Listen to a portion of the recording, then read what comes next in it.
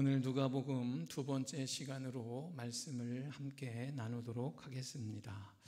회개에 합당한 열매를 맺어라 라는 것이 오늘 세례자 요한이 선포한 오늘 중심 내용이 되겠습니다.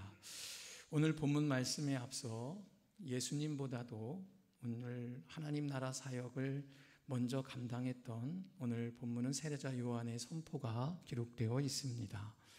세례자 요한은 무슨 선포를 했을까요? 그것은 바로 회개함을 통해서 너희에게 임박할 심판을 피하라 라는 그의 간절하고도 완고한 메시지가 바로 그의 선포였습니다. 오늘 세례 요한은 우리에게도 동일하게 말씀하십니다. 너희 또한 회개하라.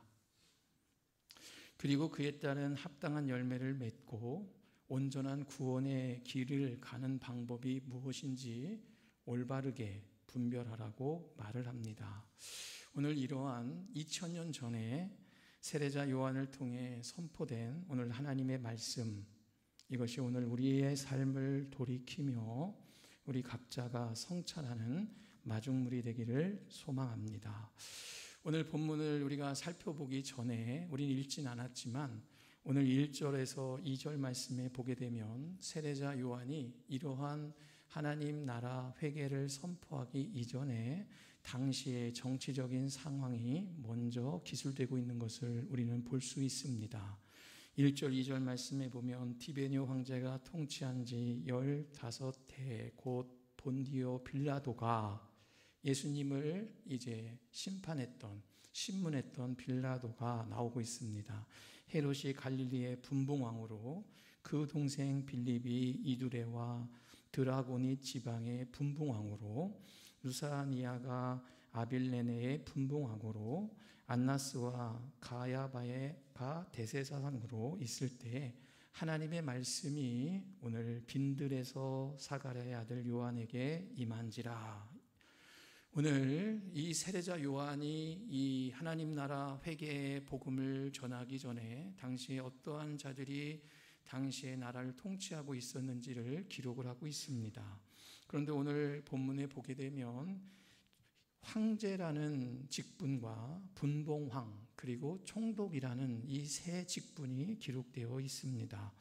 여러분, 황제는 무엇입니까? 바로 로마의 황제를 말합니다. 한 명밖에 없습니다. 로마 전체를 다스리는 왕을 로마의 황제라고 합니다. 그 아래에는 분봉왕과 총독이 있었습니다. 그런데 이 분봉왕과 총독은 위치적으로는 같은 위치였다라고 합니다. 다만 총독이라는 직분은 로마 제국에서 직접 파견하여 식민지를 다스리게 맡겼던 직분이고, 오늘 분봉왕은 해당 지역의 사람을 통치자로 세워서 그곳을 다스리도록 하는 정도의 차이가 있었다고 합니다. 그러하기 때문에 총독과 오늘 분봉왕은 같은 위치예요. 총독은 로마에서 직접 파견해서 그곳을 다스리도록 한 것이고, 분봉왕은 그 지역에 있는 사람 중 한 명을 세워서 그 지역을 관할하도록 한 것, 그것만이 차이다라는 것입니다. 이러한 권력자들이 통치하던 시기에 오늘 세례자 요한은 하나님께로 너희가 돌이켜라 라고 하나님의 말씀을 선포를 하고 있습니다. 그런데 이들의 통치함이 오늘 세례 요한의 이러한 회개 선포와 어떠한 관계이기에 오늘 누가복음 저자는 세례 요한의 선포에 앞서서 이 기록을 먼저 하고 있는지를 우리는 생각을 해보아야 된다라는 것입니다. 오늘 1절과 2절 본문 다시 한번 보도록 할까요? 오늘 통치를 이런 황제와 분봉왕과 총독이 통치하는데, 그런데 보십시오. 2절 끝에 보면 빨간색으로 제가 표시했습니다. 하나님의 말씀이 어떻게 한다고 합니까? 빈들에 있는 요한에게 임한지라, 이렇게 오늘 누가복음 저자는 기록을 하고 있습니다. 여러분, 이것은 무엇일까요? 오늘 하나님의 말씀은 세상의 힘과 권력의 중심, 권력을 가지고 있는 곳에 하나님의 말씀이 임하지 않고 오늘 빈들에 있었던 요한에게 임하고 있다는 것을 오늘 독자들이 주목하게 하기 위함이다라는 것입니다. 황제와 총독, 분봉왕, 그들은 어떻게 보면 가장 힘이 있었던 자들입니다. 그들은 자신들의 힘과 권력으로 세상을 통치해 나아갔다면 오늘 하나님께서는 거대 권력과 힘이 있는 저 화려한 왕궁이 아닌 오늘 황무지와 같은 곳, 오늘 빈들일 그곳에 요한을 통해서 하나님의 통치와 뜻을 드러내 보여주시며 이루어 가시려 한다라는 것입니다. 사랑하는 우리 믿음 가족 여러분, 우리 모두도 이 땅에 발을 딛고 살아갑니다. 이 세상에서는 힘과 권력이 중심이 됩니다. 그래서 그것을 통해서 통치가 이루어지는 것 같습니다. 그러나 여러분, 우리는 이 세상의 통치만을 보는 사람들이 아닙니다. 온 천지를 만드시고 운행하시는 우리 하나님 아버지께서는 오늘도 당신의 통치를 빈들과 같은 아무도 찾지 않고 돌보지도 않은 곳에 있지만 그곳에서 하나님의 진리의 말씀을 붙들고 살아내려는 그 한 사람을 통해서 지금도 이루어 가시려고 하고 이루려고 하신다라는 사실을 우리는 기억을 해야 할 것입니다. 세상에서 높은 권력, 세상에서 있는 힘과 화려함이 아니라 오늘 낮고 낮은 곳, 비천하기까지 한 곳, 그곳, 오늘 그곳에 서 있지만 오늘 하나님 앞에서 자신의 삶을 구별하며 살고자 하는 열망과 그리고 그러한 고백을 갖고 살아가는 그 한 가정을 통해서 하나님은 지금도 그 뜻을 이루고 계시고 이루시기를 원하신다라는 것입니다. 여러분, 세상은 힘과 권력으로 통치되는 것 같지만 우리 하나님의 통치는 이런 세상의 힘과 권력이 아니라는 거예요. 오늘도 하나님 앞에 진실하게 살아가려는 한 사람, 그리고 오늘도 하나님 앞에 그 말씀을 의지하고 붙들고 그 말씀 앞에 자신의 삶을 내어드리고자 하는 그 한 사람과 그 가정을 통해서 하나님의 통치는 이 땅에서 지금도 일어나고 있고 그 일들을 계획하고 계시다라는 것입니다. 세련되지 않은 투박함, 제가 치과를 갔습니다. 그 앞에 우리 치과는 세련되지 않았습니다. 그렇다고 투박합니다. 그러나 우리는 과잉진료하지 않습니다. 이 문구를 받습니다. 여러분, 그러나 우리의 삶이 세련되지 않아도 돼요. 좀 투박하면 어떻습니까? 그러나 그곳에 서 있음에도 불구하고 오늘 하나님의 진리의 말씀이 그의 귀에 들려지고 그의 마음에 들려지고 그 말씀이 들려짐을 통해서 자신의 삶을 고백하며 살아간다면 그곳이 바로 하나님의 통치가 이루어지는 하나님의 나라 천국이라는 거예요. 여러분, 오늘날 하나님의 나라, 하나님의 통치 어디에서 이루어지겠습니까? 저 용산에서 일어날까요? 저 청와대에서 일어날까요? 오늘 화려한 데서 통치는 그곳에만 일어납니다 라고 여러분 생각하시던가요? 여러분이 생각하는 여러분의 정치적인 좌우를 떠나서 하나님의 통치가 결코 권력을 가진 자들에게 일어나는 것이 아닙니다. 하나님의 통치는 가장 낮은 곳, 가장 이 자리에 있는 여러분들을 통해서 하나님의 통치는 이루어지고 있다는 거예요. 그런데 우리는 정치에는 관심이 많아요. 나라가 이렇고 대통령이 이렇고, 그런데 과연 나는 하나님의 이 통치 앞에서 무엇을 하고 있냐는 겁니다.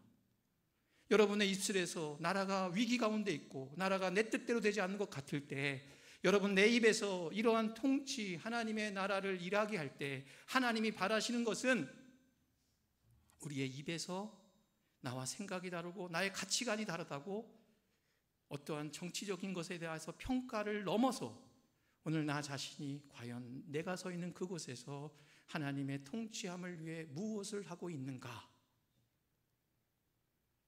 오늘 하나님은 우리에게 그러한 것을 묻고 계시다라는 것입니다. 이러한 빈들에 있었던 세례자 요한에게 하나님의 말씀은 임합니다. 그리고 회개를 선포합니다. 오늘 3절, 8절, 9절 말씀, 오늘 9절 말씀, 그러므로 회개에 합당한 열매를 맺어라 라고 말합니다. 그러면서 19절에 이미 도끼가 나무의 뿌리에 놓였으니 좋은 열매를 맺지 아니하는 나무마다 찍혀 불에 던져지니라 라고 말합니다. 여러분, 이 세례 요한이 선포한 이 회개의 말씀은 오늘 지난날에 너희의 잘못 가운데 너희가 완전히 돌이켜라, 그래서 이제는 너희의 삶을 통해서 좋은 열매를 맺어라 라는 그런 말씀이다 라는 것입니다. 특별히 세례자 요한은 당시에 너희는 회개하지 않으면서 너희가 아브라함이 자신들의 조상이라고 하는 괜한 교만함을 버리라라고 말합니다.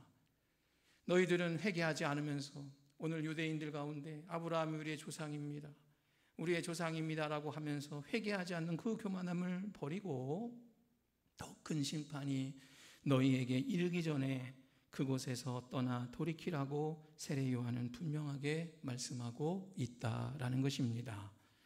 사랑하는 평고 믿음 가족 여러분, 우리도 돌이켜야 됩니다.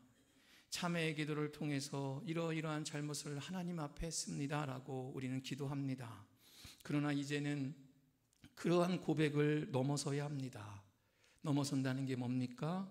이제는 다시 그런 죄의 자리에 서지 않도록 오늘 나를 내 의지가 아니라 내 힘이 아니라 성령 하나님이 나를 그곳에서 이끌어 주시기를 간절히 기도해야 됩니다. 여러분, 죄의 본성은 계속해서 우리를 구심력으로, 우리를 깊은 수렁으로 끌어들입니다. 결국에는 우리가 죄로 인해 죽을 수밖에, 죽음에서 헤어나올 수 없을 정도로 우리의 영혼을 파멸로 끌어간다라는 거예요. 여러분, 우리가 이러한 자신의 죄를 하나님의 긍휼, 내 반복적으로 지는 죄지만 그저 내가 고백만 하면 다 죄가 해결된 것이 아니라는 거예요. 회개라는 것은 메타노니아, 가던 길을 완전히 돌리는 것이 회개입니다. 내가 가던 길을 우측으로 가고 있으면 회개했다라고 하면 완전히 가던 길을 돌려서 이제는 바로 다른 좌쪽으로 걸어간다는 거예요. 이것이 회개다라는 거예요. 저는 저의 개인적인 이야기를 드리면 제가 하나님 앞에 나아가는 순례길 가운데 해결되지 않은 아주 중요한 것을 제가 요즘 스스로 발견하게 됐습니다. 그것은 바로 무엇이냐면 제 안의 강박이에요. 제 안의 집착이었습니다. 가스벨이 잠겼는지 확인해야 돼요. 문은 잘 잠겼나 확인해야 돼요. 저 사람이 왜 저렇게 말을 하지 스스로 생각을 해요. 어떠한 현상이 되었던 사물이 되었던 간에 여러분, 중요한 게 뭔지 아십니까? 그것에 집착을 하거나 강박을 하게 되면 내 생각에 갖추어서 하나님의 마음이 내 마음에 들어올 자리가 없다는 거예요. 여러분, 강박, 집착, 계속해서 그것만 생각합니다. 결국 그것만 생각하는데 여러분, 언제 멈추게 됩니까? 여러분이 어떠한 내가 강박 가운데, 죄 가운데 있을 때 언제 멈추게 됩니까? 저 사람이 왜 나에게 이런 말 했지? 저 사람이 왜 이렇게 해석했지라고 하는 마음을 갖고 있을 때 언제 여러분 그게 해결이 됩니까? 우리가 하나님을 그 자리에 우리가 모시지 않으면 언제 해결되냐면요, 제 경험에 의하면입니다. 바로 죄의 결과로서 무언가 나타나야지만이 멈추게 된다는 거예요.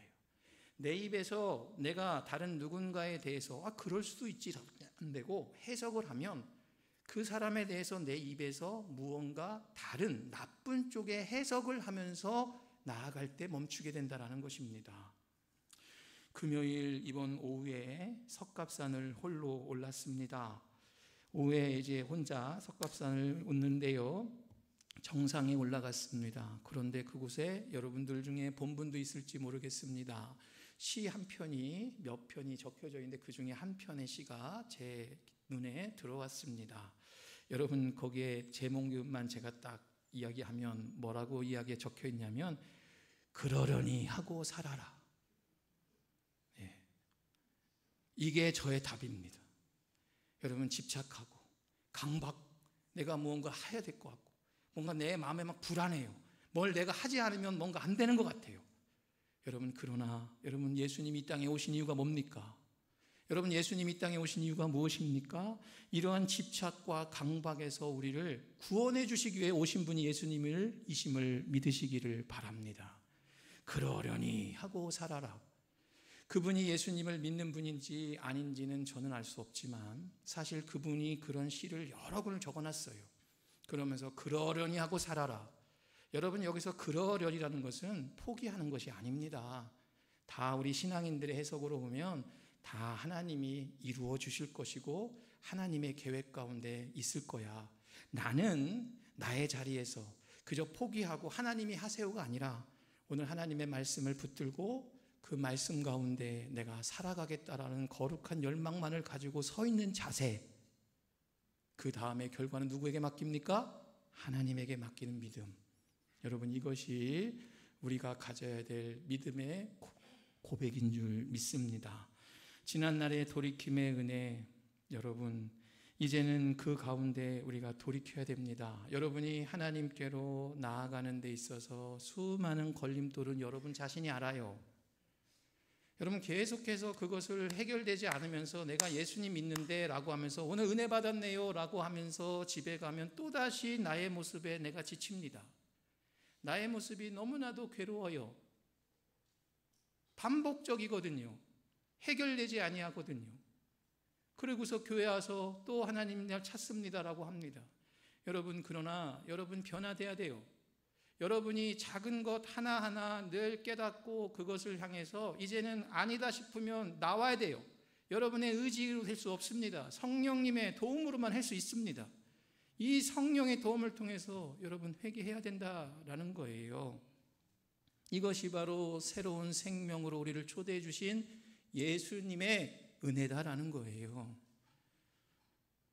오늘 이러한 세례자 요한의 회개의 선포는 실질적으로 세 가지의 말씀을 선포하고 있습니다. 첫째, 11절 말씀 볼까요?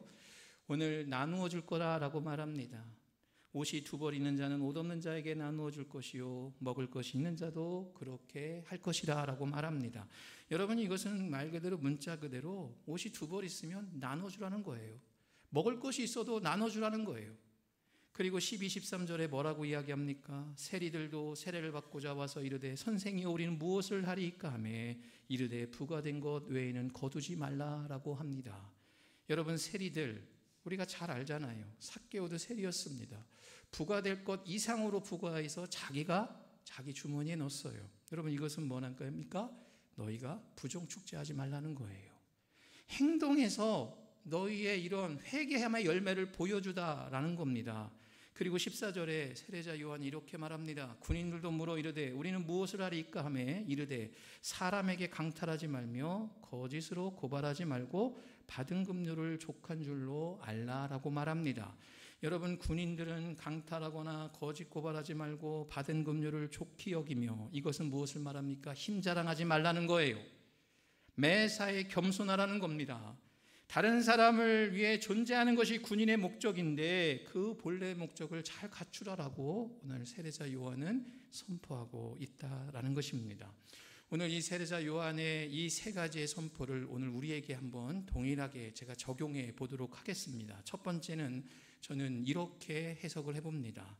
우선은 우리 각자에게 부여된 힘과 권리를 남용하지 말라라는 거예요. 원래 우리에게 준 힘과 이러한 우리에게 권리는 다른 사람을 위해서 사용되도록 우리에게 주었다라는 것입니다. 특히 당시의 세리와 군인들, 공권력을 가졌던 사람으로 그 힘은 바로 공의로운 일에 사용해야 될 사람들입니다. 여러분, 우리 교회에서도 한번 보겠습니다. 하나님께서 우리 각자에게 교회의 직분을 맡겨주신 것, 여러분 무엇 때문에 맡겨주셨습니까?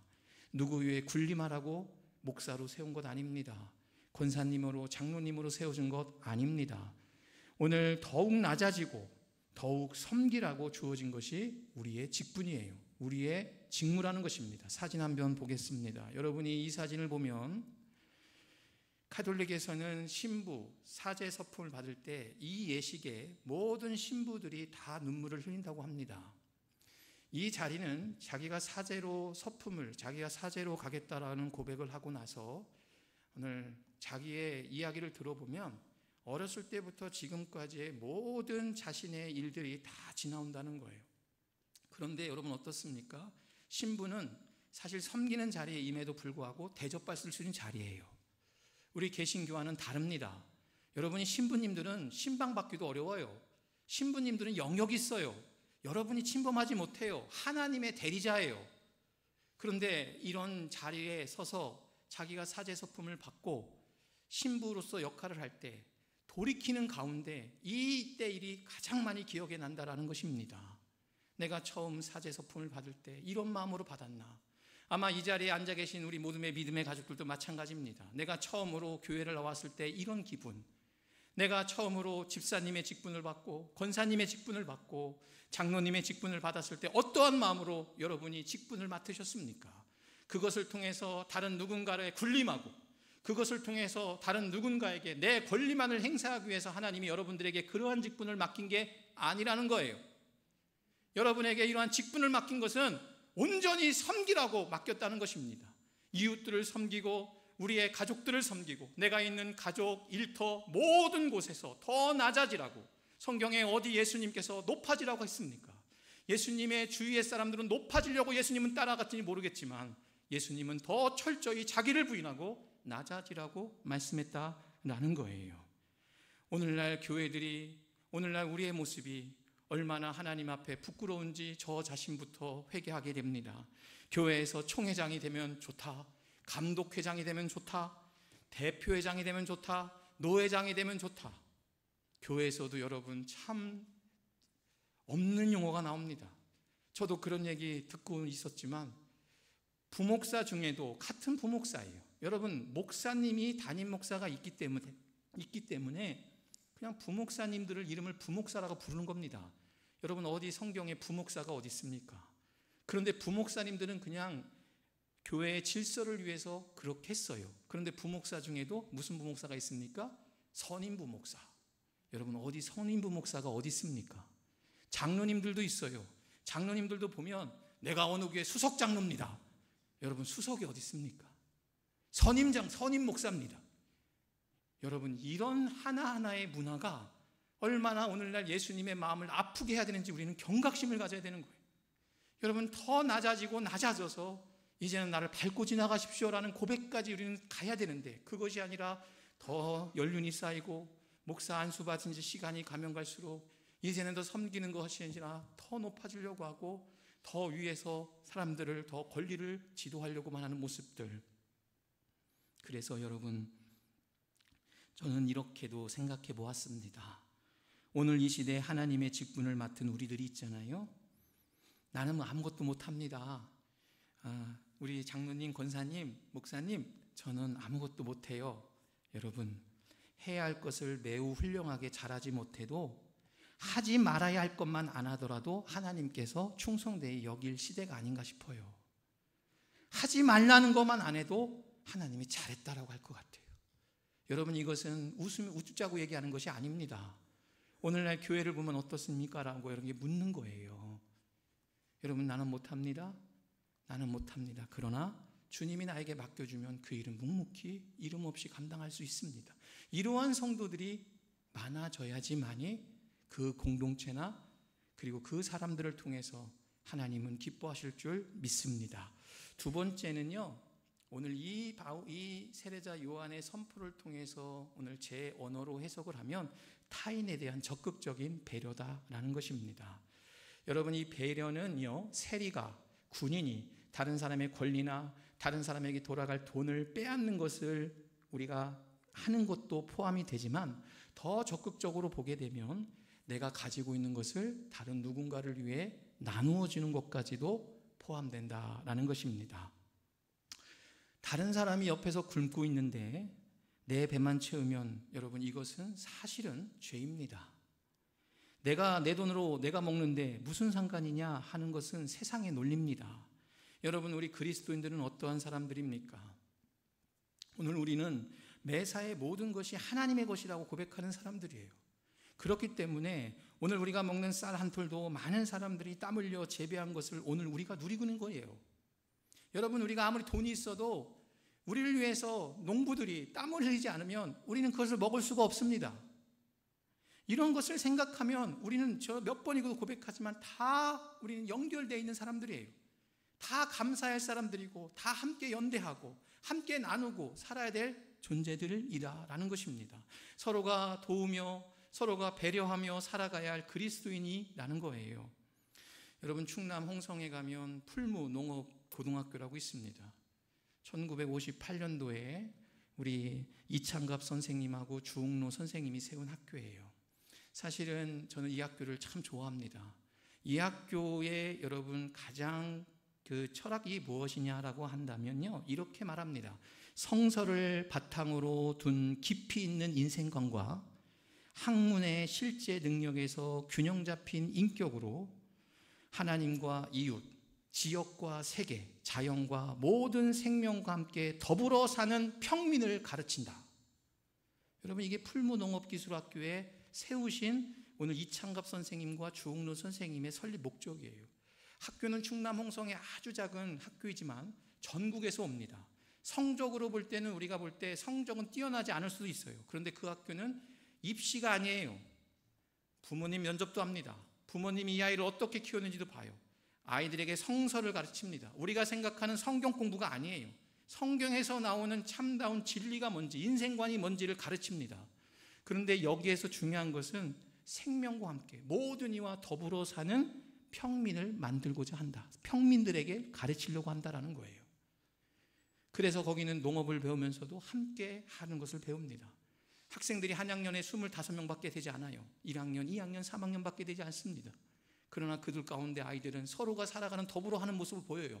그런데 이것을 만든 이창갑 주옥로 선생님은 바로 이런 더불어 사는 평민, 이것이 성서의 정신이다라고 고백하면서 1958년에 그 학교를 세웠다라는 것입니다.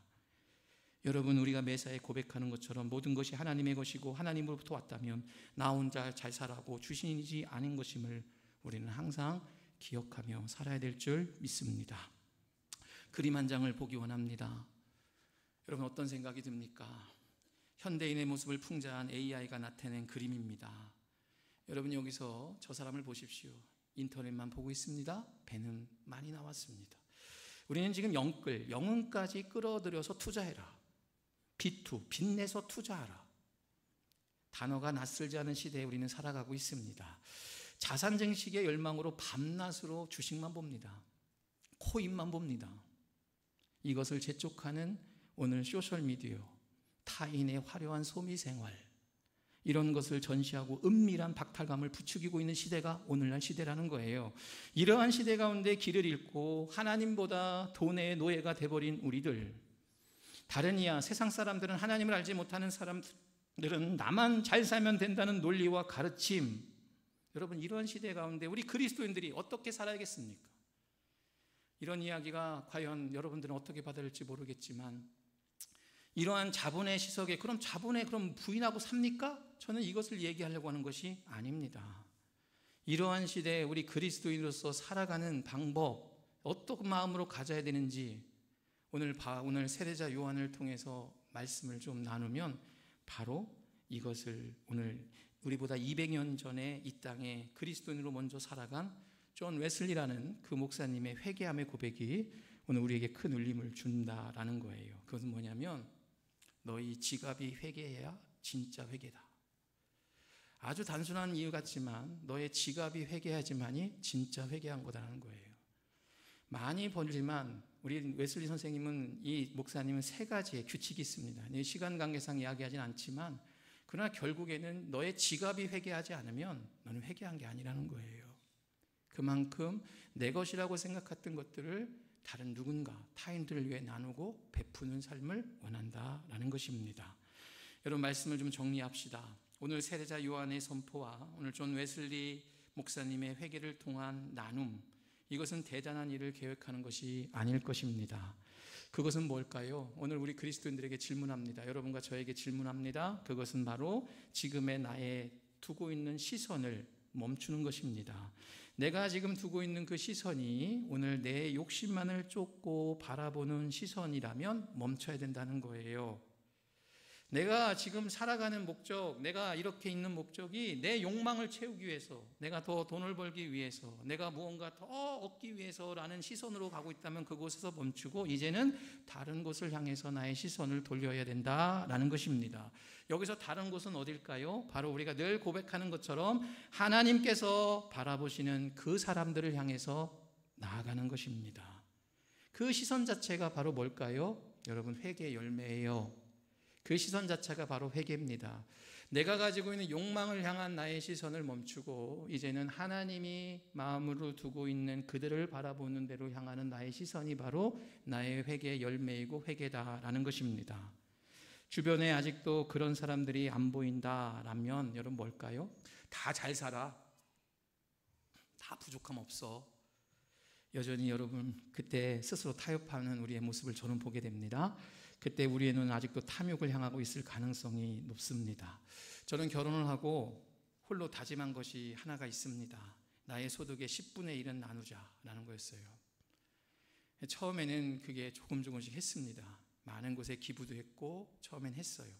11조는 드리고 10분의 1은 또다시 나누자고 했었습니다. 저희 큰딸이 이제 2011년생인데요. 그 아이가 태어나고 나서 어느 복지재단에 그 친구의 이름으로 매월 2만 원씩 나가게 한 게 15년이 됐습니다. 작은 딸로 그 다음에 태어나는데 14년이 됐어요. 그런데 그 외적인 모든 것들은 다 줄어들고 없앴습니다. 이게 저예요. 왜 그럴까요? 현실을 보면 없거든요. 다 줄여갑니다. 여러분 여기 사진 한 편 보겠습니다. 2011년 9월 23일 한 사람이 교통사고로 세상을 떠납니다. 그의 이름은 김우수 성도입니다. 그의 삶을 한 줄로 요약하면 홀로와 부족함입니다. 그는 미혼모의 아들로 1957년 부산에서 태어났습니다. 12세의 고아원에서 뛰쳐나왔습니다. 소년원을 몇 차례 다녀왔습니다. 자기의 삶에 분노가 있습니다. 2005년에 방화미수로 1년 6개월의 징역형을 받습니다. 그런 그가 교도소에서 예수님을 영접합니다. 성경을 보면서 예수님을 만납니다. 어느 복지단체, 어린이 재단에서 발간되는 책을 보고 나의 삶의 의미를 찾습니다. 1년 6개월의 교도 생활을 마치고 출소 후 자신과 같은 아이들을 돕겠다는 신념으로 자신도 무언가 해야겠다라는 다짐을 했습니다. 그래서 할 수 있는 일이 뭡니까? 중국집 배달원이었습니다. 한 달에 받는 돈 70만 원, 그 가운데 10만 원을 어린 아이들을 위해 5명에게 매월 후원을 하기로 합니다. 자신이 살 집 공간 작은 것 하나, 그리고 5명의 아이들에게 섬긴다라고 하면서 시작을 했습니다. 그런 그가 2011년 9월 25일 어느 날과 다름없이 평범하게 중국집 음식을 배달하고 있었을 때 서울의 강남구의 한 교차로에서 맞은편에 오던 차와 정면으로 추돌을 했고 불의의 사고로 54세 일기로 하나님의 부름을 받습니다. 생전 그는 자신이 죽게 되면 생명보험금 또한 4천만 원의 수익자도 나와 같이 어린 시절에 부모의 사랑받지 못하고 부모에게 버림받고 그런 아이들을 위해 써주십시오라고 하면서 4천만 원의 수익자도 그 어린이들을 위해서 다 드립니다. 여러분 김우수 성도님 자신보다 더 외롭고 더 추운 아이들에게 온전히 다 남겨주고 이 세상을 떠난 사람이다라고 저는 고백합니다. 우리와 같은 성도예요. 이분은 예수님을 믿었던 사람입니다. 늦게 예수님을 믿었지만 이제는 내 삶이 나의 삶만이 아니라는 걸 알았다는 거예요. 그런데 생전에 저는 더 놀라운 사실이 있습니다. 그의 이러한 나눔과 베품에 감동이 되어서 당시의 대통령이었던 이명박 대통령은 청와대에서 그를 초대합니다. 김윤옥 여사와 이명박 대통령은 청와대에서 그를 초대합니다. 다른 사람 같으면 어떨까요? 더 정장도 입고 더 아름다운 옷을 가서 그분을 만나고 싶어 했겠죠. 그런데 그는 어땠습니까? 평소 그가 중국집 음식을 배달하던 그 옷 그대로 청와대의 오찬에 참석했다고 합니다. 여러분 제가 이 말씀 왜 드린지 아십니까? 화려하지 않아도 됩니다. 아까 제가 말씀드렸죠? 투박해도 됩니다. 내 시선이 어디에 있는지가 더 중요한 거예요. 여러분 겉은 화려하지 않아도 돼요. 투박해도 돼요. 내가 하는 것이 작은 것 같아도 돼요. 그런데 지금의 내 시선이 어디에 있는지가 더 중요하다는 사실을 꼭 기억하시기를 바랍니다. 그리고 그곳에 우리는 평소 때 보지 못했지만 내가 그런 낮은 곳으로 내려가면 내려갈수록 그곳에 내가 그토록 꿈에서라도 뵙고 싶었던 예수님이 기다리고 계십니다. 예수님은 낮은 곳에 계십니다. 내 마음의 낮은 곳, 그곳에 예수님이 계십니다. 그렇습니다. 회개라는 것, 그리고 회개의 열매라는 것, 이건 뭡니까? 나에서 이제는 이웃과 우리의 관심이 가는 거예요. 나를 넘어서 이제는 이웃과 우리로 나가는 게 회개다라는 거예요. 여러분들에게 꼭 부탁을 하고 싶습니다. 여러분이 회개 기도할 때 이제는 나의 연민에 갇힌 회개를 넘으십시오. 하나님 앞에 그냥 붙들려서 잘못했습니다, 용서해 주세요, 이런 자기 자신의 회개를 넘어서 이제는 내게 허락된 아주 작은 것이라도 오늘 나의 이웃들에게 나누겠다라는 마음을 갖고, 오늘 내 주위에 그러한 이웃들은 없는지 그 시선을 돌보고 오늘 이 시대에 하나님의 손가발이 되는 삶을 살아가는 우리 모두가 되시기를 바랍니다. 화려하지 않아도, 투박하여도, 오늘 나는 할 수 없지만 주님이 나를 붙잡으셔서 나를 그곳에 세워 주십시오. 이런 믿음을 갖고 오늘 회개에 합당한 열매 이루면서 살아가는 우리 모든 믿음의 가족들 되시기를 주의 이름으로 간절히 부탁을 드립니다.